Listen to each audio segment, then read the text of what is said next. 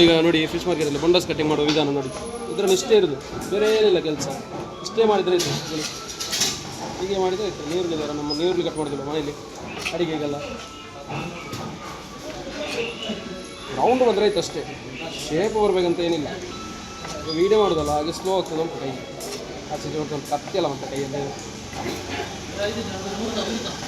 Wash ಮಾಡಿ ಕೊಟ್ಟು ನಾವೇ ವಾಶ್ ಮಾಡಿ ಕೊಡೋದಿಲ್ಲ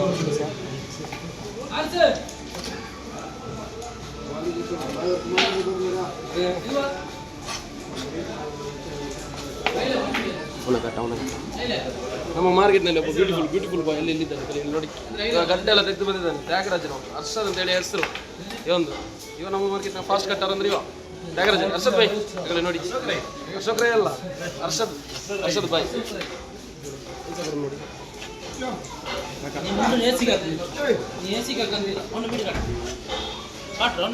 യൂട്യൂബേഴ്സിനെ വീട്ടിൽ കാട്ടും. പിന്നെ